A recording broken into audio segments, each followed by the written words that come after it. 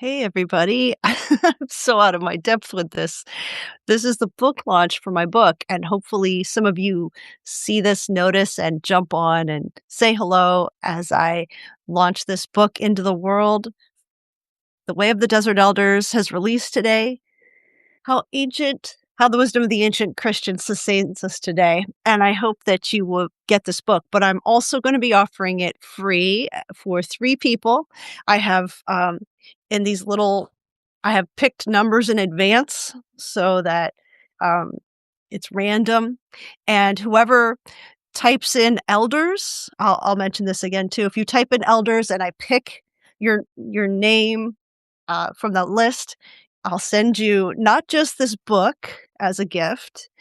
It'll be signed, and I have these book plates that are these specially made book plates that will um, be inside the book with a personal message from me, and I'll get your information when I can to send you the book. But also, I'll send along this.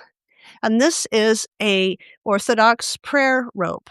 And I have something on my Patreon page that describes how to use a prayer rope and the kinds of prayers that were done with the desert elders at the time. This is the 300s to 600s after Christ. They used prayer ropes, they still use them, and they say a specific prayer as they go around, and they say a prayer on holding one of the knots on this rope, and then they say another one, and there are 33 knots on this rope for the 33 years of Christ. So hopefully this might be a little bit of um, a really brief kind of launch party because I don't know what I'm doing on Substack Live, but I hope that you wind up getting this book. And had some really great news today. I was featured as the book release of the week from the Inglewood Book Review from Chris Smith, who's the editor of the Inglewood Book Review. It was really such an honor, such a sweet thing to see. And this book was listed in the top 10 for most anticipated releases of 2026, spring 2026. So it was also really cool too. So if you get a chance, you can just type in elders into the messages there. And if enough people turn up, I'll draw some names, draw some numbers, and pick some winners. And I also want to let you know that during this week, during release week, from now until next Tuesday, if you wind up posting about the book and using the hashtag Desert Elders, then I will be picking at random someone who used the hashtag Desert Elders for a prize bundle. And this will include even things like snacks that I love and bookmarks and pens and a whole bunch of goodies, surprise goodies, including, of course, a book that's signed and a prayer rope.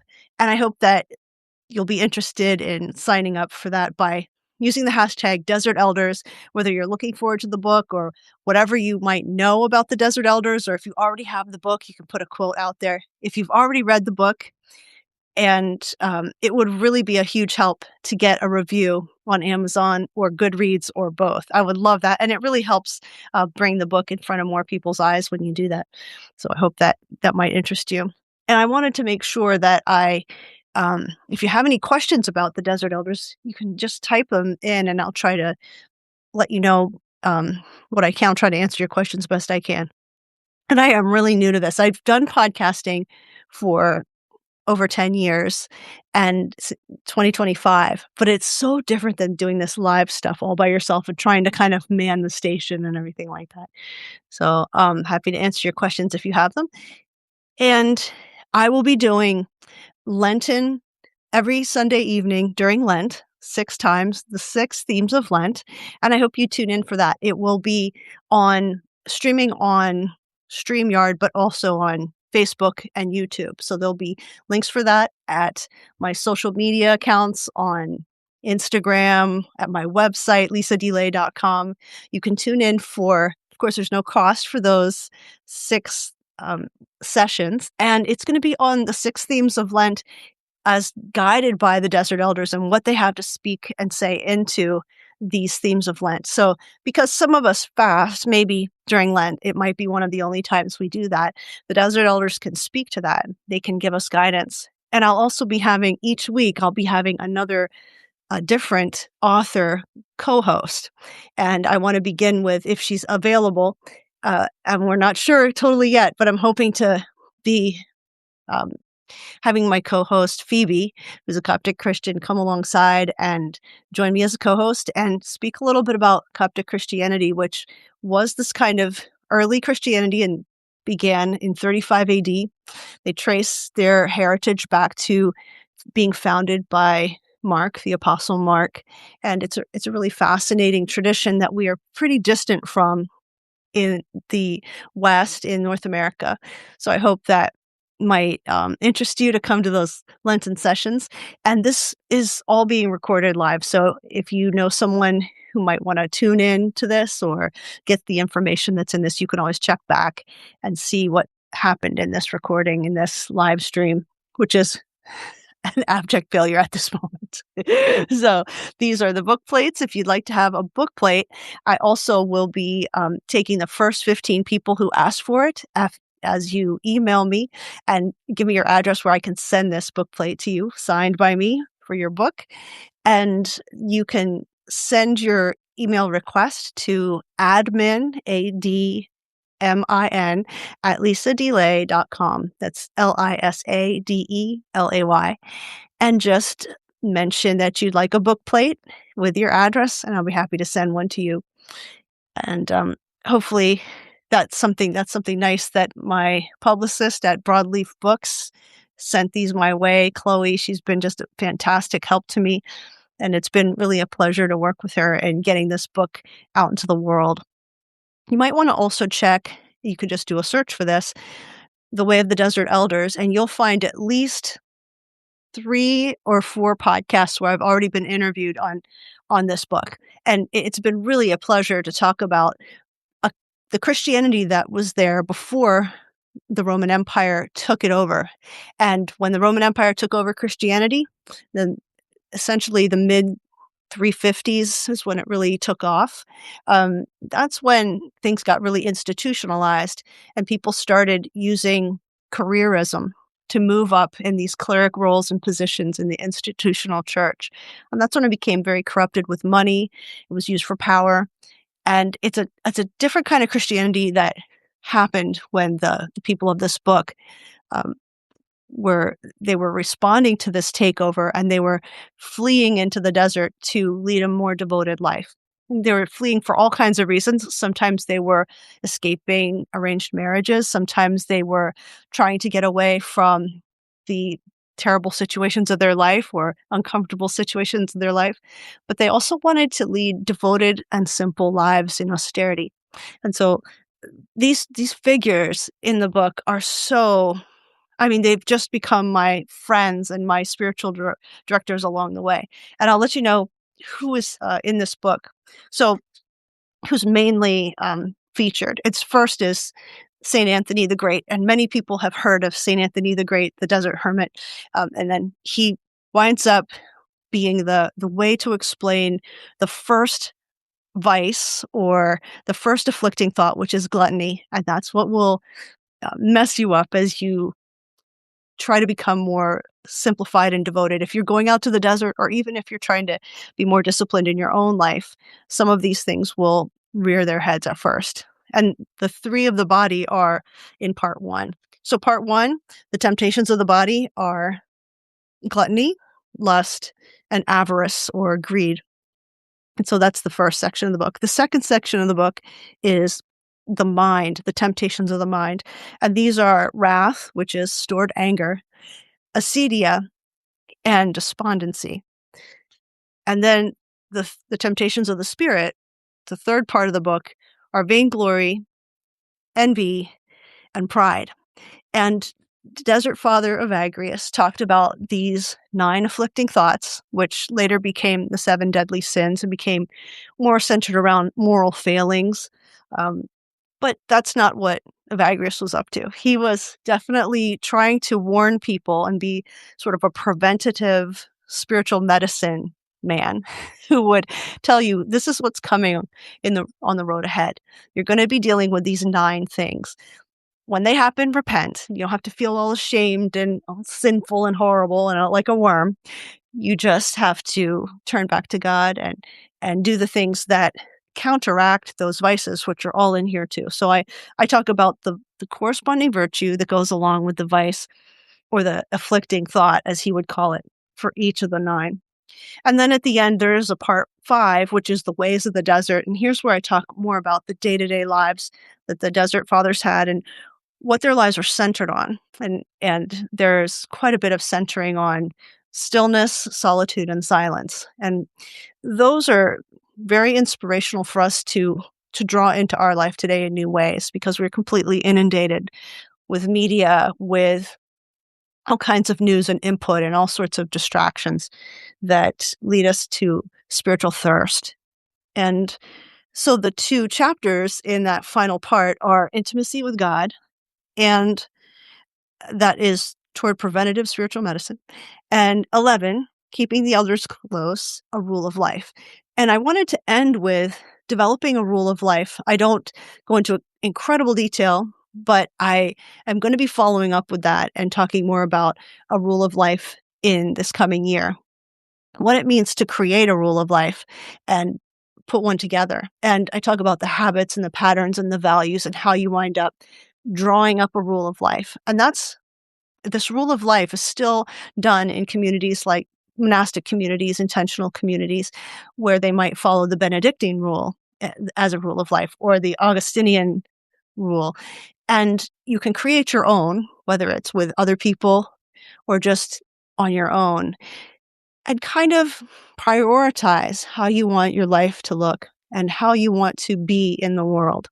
So it's a way to do all that. So I see that there's just a couple people watching now, and if you want to type in, God help me, I don't know if I have this live chat figured out at all, but if you're able to type in, you can win a book and a prayer rope. So these prayer ropes are from Orthodox Christianity, and they have 33 knots on them, specially made knots by monks.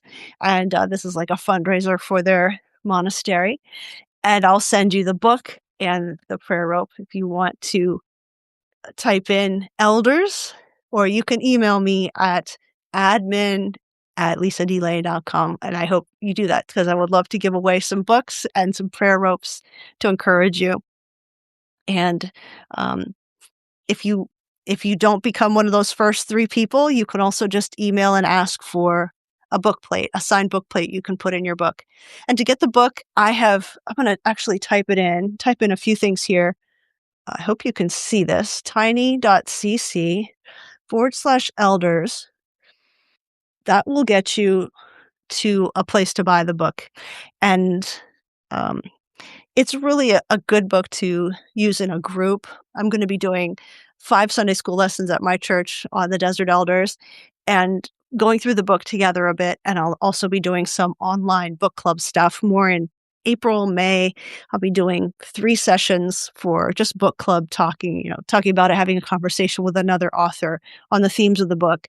And I'm really looking forward to that, because some of my favorite people, some of my favorite authors are going to be joining me, including on April 19th, Karen Swallow Pryor,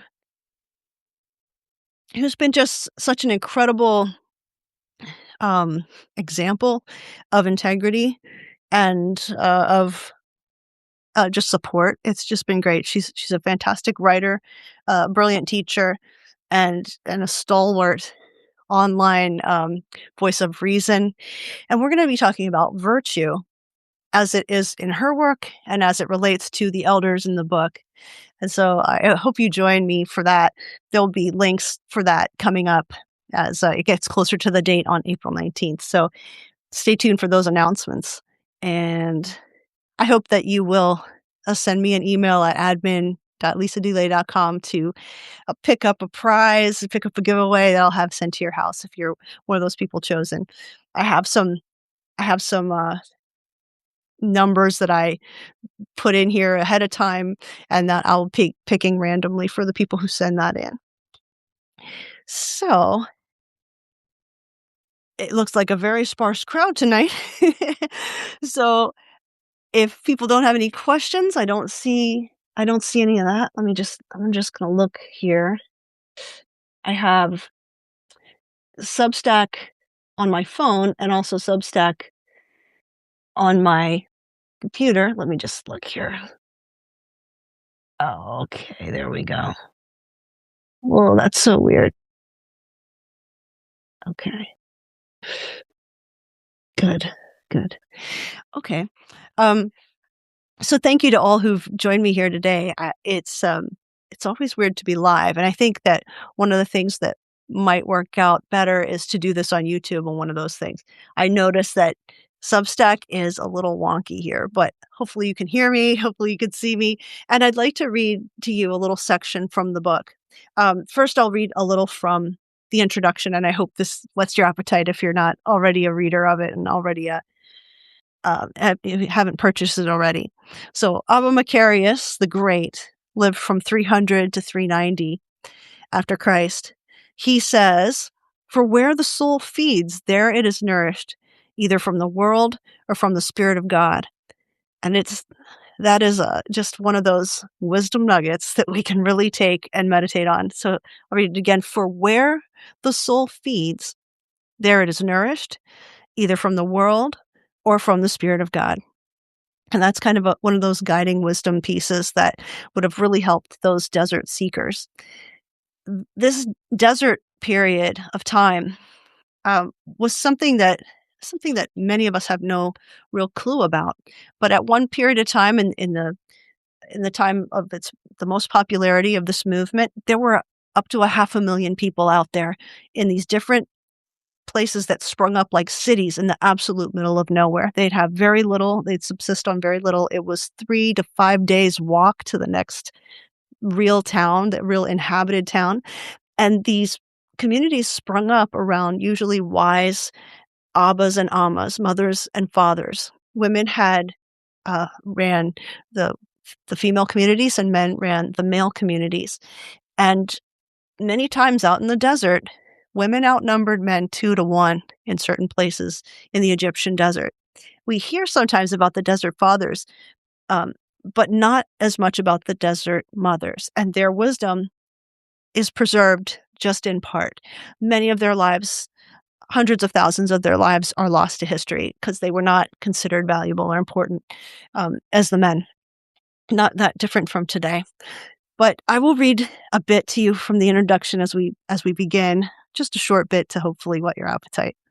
Long ago, large numbers of people abruptly fled the bustling cities and towns of the Roman Empire to live in the barren, uninhabited desert. With no conveniences of civilization surrounding them, hundreds of thousands of men and women chose places of desolation to pursue their Christian spirituality in a unique way for the rest of their lives. Can you imagine? These spiritual seekers lived in places that took days to walk to as they began new lives far from the trappings of metropolis or village life. They took shelter in little handmade huts or in caves near wadis, dry river valleys, where some plants grow because of flooding during heavy rains.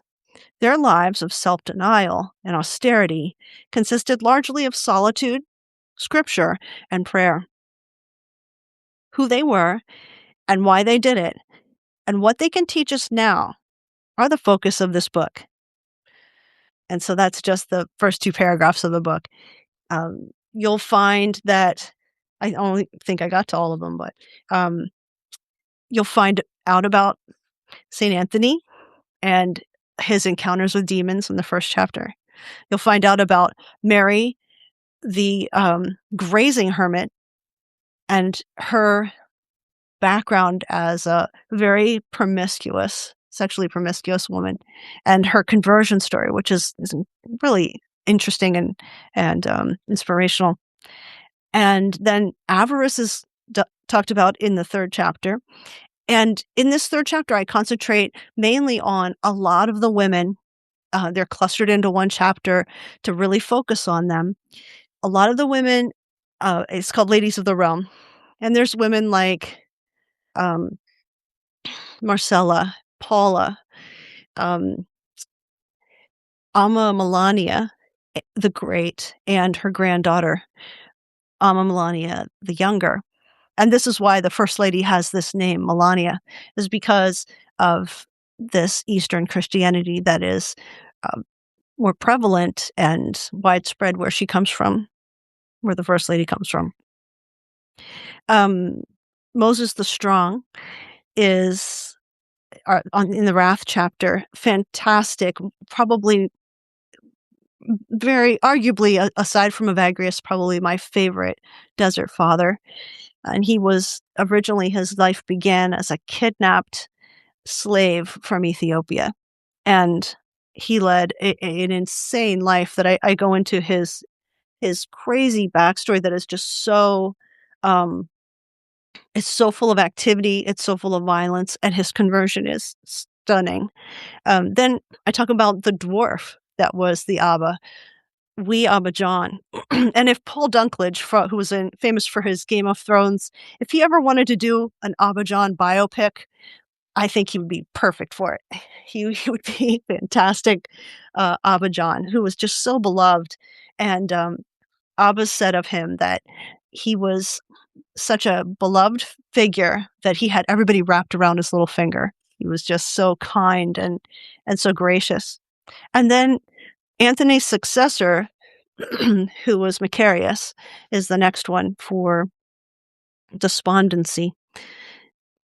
Then we talk about the stylite hermits, these hermits that lived atop pillars for years, decades.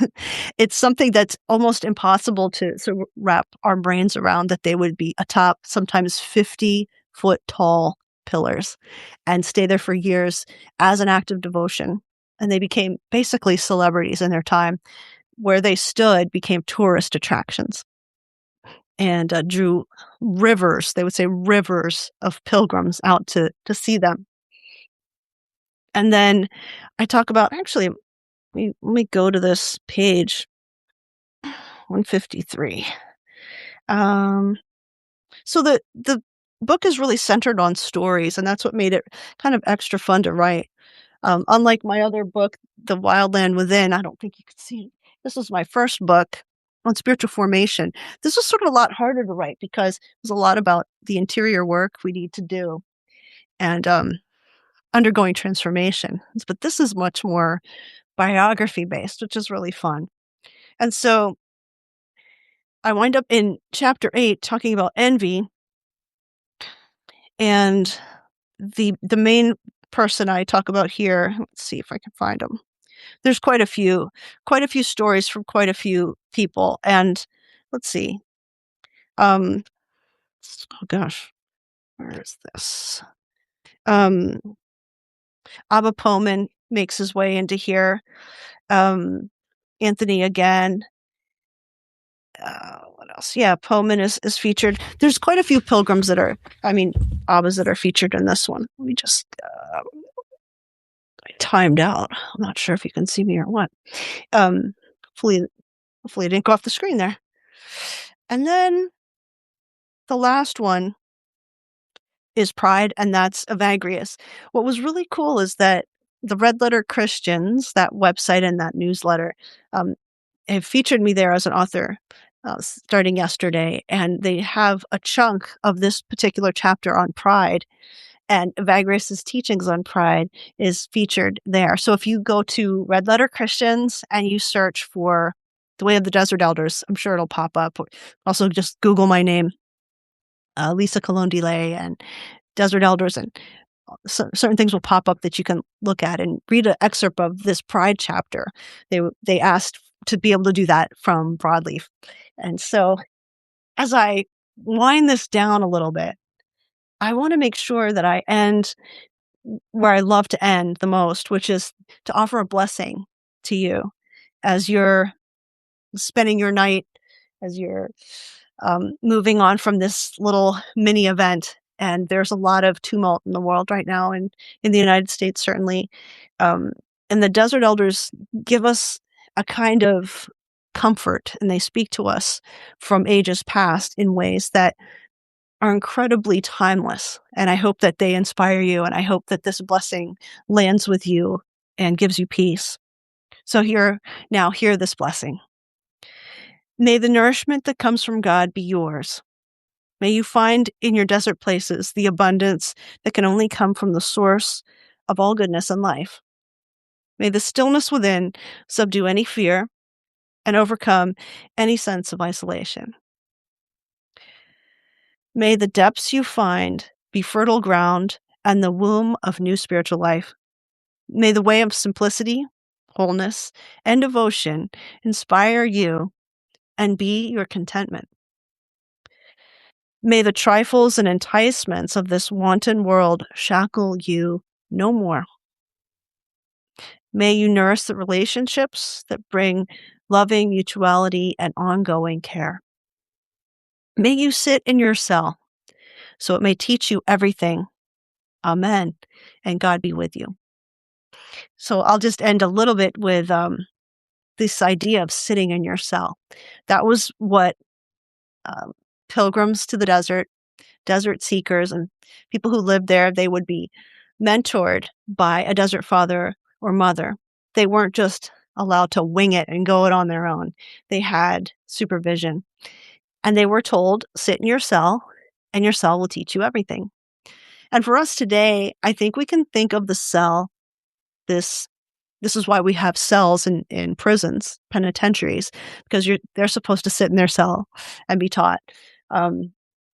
Now there's a prison industrial complex, which is more of a warehousing and for-profit warehousing of people. But ultimately, if we allow God to work in us, God's Spirit to work in us, whether we sit in our cell, which is our heart and our inner world, or we sit in a cell, a prison cell, or we sit in a quiet place that becomes our place for solitude and prayer and silence and intimacy with God, we can sit in our cell and quiet down and slow down. And that place will teach us everything. The desert fathers and mothers tell us over and over again. They tell us, sit in your cell, and your cell will teach you everything. It won't be the world and the desires of the world and the ambitions of the world and our own desires and ambitions that are apart from God. It'll be this place of union and intimacy with God as we build a relationship with God, moving toward Christ's likeness. And hopefully that is something that enriches our lives. And I hope this book and these people of this time are a great inspiration for you. I also want to give credit, and there's some really beautiful pieces of art in this book from Craig Yangst. Let's see if I can get to that page. Oh my goodness, where did it go? There's several in here. I'm having trouble with these pages. Okay, here's one. This is these are woodcuts. This is a beautiful one of Abba Macarius. Hopefully you can see that, how beautiful that is. And the cover is also his cover as well. That's fantastic. It's Abba Macarius. So, and then there's Abba Moses, and yep, here's the one of Abba Moses. Is that amazing? That artwork. It's just stunning. He did this as a favor. It was just such a beautiful thing to do. Let me actually give you his information so you can, if you're interested in getting the Desert Fathers as woodcuts, these are beautiful pieces of artwork. Let's see if I can find it. Let's see where I can find it. I know I had put them in the acknowledgments. Craig Yingst. That's KregYingst. And you can go to craigyingst.com and you can find, he does the Desert Fathers and Mothers, but he does all sorts of other saints, people from the Bible, and all sorts of depictions. He is a prolific creator, creating so many things. So I recommend you go and check out his work, because it really has been a delight to have it included. Oh, let me just to show you one more. There's one more I won't show you. It'll just be a surprise. And this is Amma Syncletica, probably my favorite spiritual mother, Amma. And she was from a wealthy background. seafaring merchants in Alexandria, Egypt, before she came out to the desert. And this is about how she says, to approach God with prayer and tears of contrition and devotion. It's really beautiful. She has so many beautiful wise sayings. So I hope you give this book a check. You could, of course, go to tiny.cc/elders or just search The Way of the Desert Elders. You'll find it. It's available today. This is the release day. And thank you so much, all of you, for being here and celebrating a little bit with me. I hope this was interesting. Again, I'll just mention, if you want to have a prayer rope and a book, I can have one sent to you. I'll be doing a giveaway of 3 of those. Just send your request to admin@lisadelay.com and request. And if you're picked, I will get back in touch with you. You can leave your address there, and I'll send you a book plate to the first 15 people. Everybody gets a book plate with a signed message from me and something you can put right in the front of your book. I guess it goes. What's the best place to put? I think most people put the book plate right there, like that. So I hope that is interesting for you. So thank you all. Good night. God bless you.